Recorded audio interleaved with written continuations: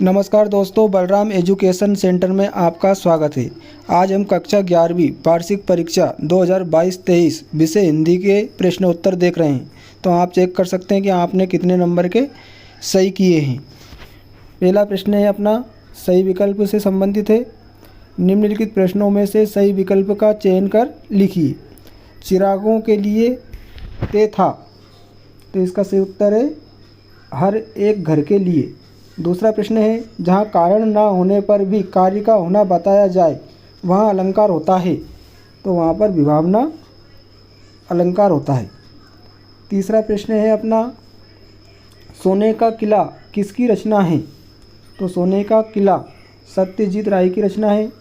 अगला प्रश्न है क्षेत्र का तद्भव है, तो क्षेत्र का तद्भव खेत है।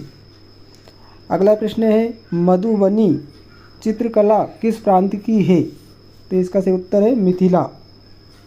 अगला प्रश्न है सर्कुलर को हिंदी में कहते हैं, तो सर्कुलर को हिंदी में परिपत्र कहते हैं। प्रश्न क्रमांक 1 के उत्तर थे। अब प्रश्न क्रमांक 2 है अपना रिक्त स्थान संबंधित है। पहला रिक्त स्थान है अपना इसमें मरसिया का अर्थ होता है, तो इसमें रिक्त स्थान में शोक गीत आ जाएगा। छायावाद के प्रमुख स्तंभ हैं, तो 4 आ जाएगा। आश्रय की चेष्टाओं को कहते हैं अनुभाव। विदाई संभाषण व्यंग्य पर लिखी गई रचना है, लाडकर्जन। मुतमईन का अर्थ है आश्वस्त। संगीत के क्षेत्र में ले प्रकार की होती है 3। अगला प्रश्न है संचार प्रक्रिया में प्राप्तकर्ता की प्रतिक्रिया को कहते हैं, तो फीडबैक। लास्ट प्रश्न का उत्तर फीडबैक होगा। अगला प्रश्न है अपना निम्नलिखित जोड़ियों का सही मिलान कर लिखिए। स्तंभ आ और स्तंभ बा, हमें सही जोड़ी मिलानी है। कविता का गांधी, तो इसकी सही जोड़ी होगी भवानी प्रसाद मिश्र। जहाँ काव्य को सुनने से हृदय द्रवित हो उसे माधुरी गुण कहते हैं, 2 नंबर पर आ जाएगा। प्रेमचंद कायाकल्प। तुम भी आ गए निपात। घूमर राजस्थान। स्क्रूटनीकरण, तो छेटे का जाएगा रिमाइंडर। तो हमें सही जोड़ी बनानी थी, तो इस प्रकार हम सही जोड़ी बना सकते थे। स्तंभ आके स्तंभ बासे। अगला प्रश्न है निम्नलिखित प्रश्नों के उत्तर एक वाक्य में लिखिए। पहला प्रश्न है मानव शरीर का निर्माण किन 5 तत्वों से हुआ है, तो मानव शरीर का निर्माण पृथ्वी, जल, आकाश, अग्नि, हवा, इन 5 तत्वों से हुआ है।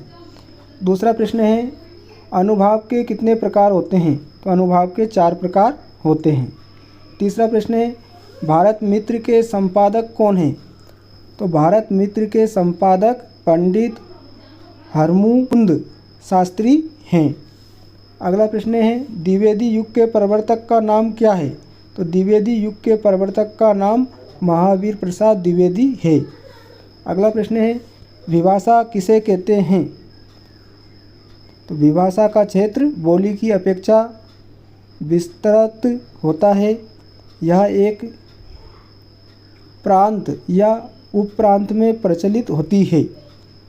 अगला प्रश्न है रेजानी पानी किसे कहते हैं, तो यह ऐसा पानी होता है जो वर्षा के माध्यम से धरती से नीचे चला जाता है, लेकिन किन्हीं कारणों से भूजल में मिल नहीं पाता है।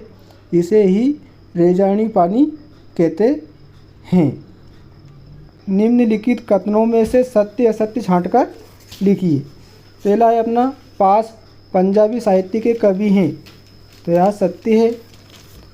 तुम बरस लो वो ना बरसे में यमक अलंकार है, तो यह भी सत्य है। मोहन मास्टर त्रिलोक सिंह का चहेता शिष्य था, तो यह भी सत्य है। अगला है ऑफिशियल लैंग्वेज को राष्ट्रभाषा कहते हैं, तो यह असत्य है। रंगोली अल्पना चित्रकला के रूप हैं, सत्य है। पटकथा को अंग्रेजी में स्क्रीन प्ले कहा जाता है, तो यह भी सत्य है। तो दोस्तों आज हमने कक्षा 11वीं वार्षिक परीक्षा के वस्तुनिष्ठ प्रश्न उत्तर देखे। अब हम प्रश्न क्रमांक 6 देखते हैं। कविता या पद्य साहित्य के विकास क्रम को कितने भागों में बांटा गया है, नाम लिखिए। तो इसका सही उत्तर था पद्य साहित्य के विकास क्रम को 4 भागों में बांटा गया है। आदिकाल, भक्तिकाल, रीतिकाल, आधुनिक काल। प्रश्न क्रमांक 7। प्रश्न क्रमांक 8 भी बहुत सरल था, अथवा वाला और भी सरल था। दोहा छंद का एक उदाहरण लिखिए। तो रहीमन पानी राखिए, बिन पानी सब सून, पानी गए ना उबरे, मोती मानस चून। इसके अलावा भी आप जो दोहा छंद का उदाहरण आप लिख सकते हो जो आपको याद हो। अगला प्रश्न था प्रबंध काव्य और मुक्तक काव्य में 2 अंतर लिखिए। तो प्रबंध काव्य का आकार बड़ा होता है, मुक्तक काव्य का आकार छोटा होता है। पहला अंतर हो जाएगा। दूसरा अंतर, प्रबंध काव्य में पूर्वापर संबंध होता है जबकि मुक्तक काव्य में पूर्वापर संबंध नहीं होता है। प्रश्न क्रमांक 10 का अथवा बिल्कुल सरल था। शुक्ल युग के प्रवर्तक का नाम लिखते हुए शुक्ल युग की एक विशेषता लिखिए। तो शुक्ल युग के प्रवर्तक कवि का नाम आचार्य रामचंद्र शुक्ल है। इनकी एक विशेषता लिखनी थी। तो शुक्ल युग की एक विशेषता, गद्य के विकास में विशेष महत्व रहा। अगला प्रश्न है 11वां, बिल्कुल सरल था। 12वां, 13वां प्रश्न और भी सरल था। निर्देशानुसार वाक्य परिवर्तित करके लिखिए। लुट्टन ढोलक को अपना गुरु मानता है, निषेधवाचक बनाना था। तो इसका सही उत्तर आ जाएगा लुट्टन ढोलक को अपना गुरु नहीं मानता है। दूसरा प्रश्न है ईमानदार व्यक्ति कभी झूठ नहीं बोलता है, संकेतवाचक। जो ईमानदार होता है वह कभी झूठ नहीं बोलता है। अथवा वाला प्रश्न था प्रश्न क्रमांक 13 का। निम्नलिखित वाक्य को शुद्ध करके लिखिए। जंगल में शेर चिंगाड़ने लगा। तो इसका शुद्ध होगा जंगल में शेर दहाड़ने लगा। दूसरा है हवा चल रही है। तो इसका शुद्ध वाक्य बनेगा हवा बह रही है। इसके बाद प्रश्न क्रमांक 15 समाचार के तत्वों के नाम लिखिए। तो समाचार के तत्वों के नाम नवीनता, सत्यता, स्पष्टता, संक्षिप्तता, सुरुचि आदि हैं। अगला प्रश्न है भवानी प्रसाद मिश्र अथवा त्रिलोचन का काव्यगत परिचय निम्न बिंदुओं के आधार पर दीजिए। 2 रचनाएं। तो 2 रचनाएं आप लिख सकते थे। गीत फरोश, चकित है दुख, बुनी हुई रस्सी। कला पक्ष और साहित्य में स्थान आपने लिखा ही होगा। अगला प्रश्न है प्रेमचंद अथवा सत्यजीत राय का साहित्यिक परिचय निम्नलिखित बिंदुओं के आधार पर लिखिए। 2 रचनाएं। तो गोदान, गबन, कर्मभूमि, रंगभूमि, निर्मला, सेवा सदन। बहुत सारी रचनाएं, इनमें से 2 लिख सकते थे आप। भाषा, तो प्रेमचंद जी की भाषा सरल है, सुबोध है, बोधगम्य है, रुचिकर है। इन्होंने भाषा में मुहावरे और लोकोक्तियों का प्रयोग किया है, तत्सम तद्भव शब्दों का प्रयोग किया है। साहित्य में स्थान, तो साहित्य में स्थान में आप लिख सकते हैं कि मुंशी प्रेमचंद को उपन्यास सम्राट कहा जाता है, कथाकार सम्राट कहा जाता है। हिंदी साहित्य में इनका प्रमुख स्थान है।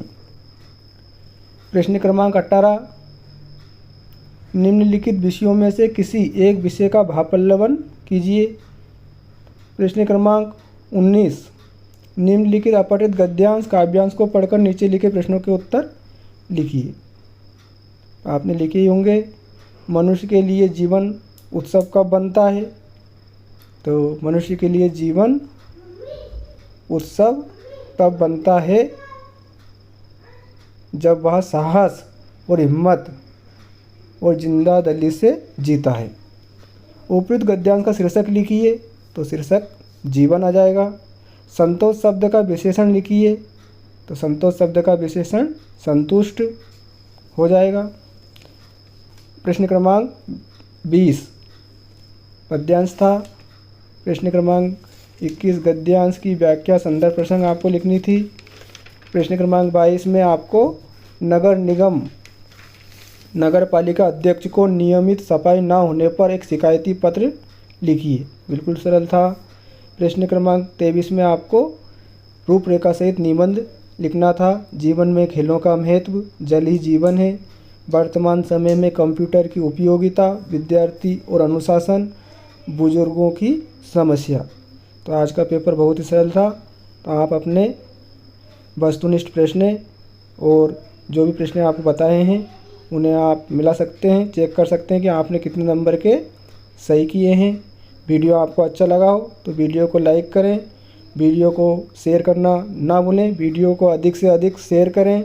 और अगर आप बलराम एजुकेशन सेंटर चैनल पर नए हों तो चैनल को सब्सक्राइब ज़रूर करें।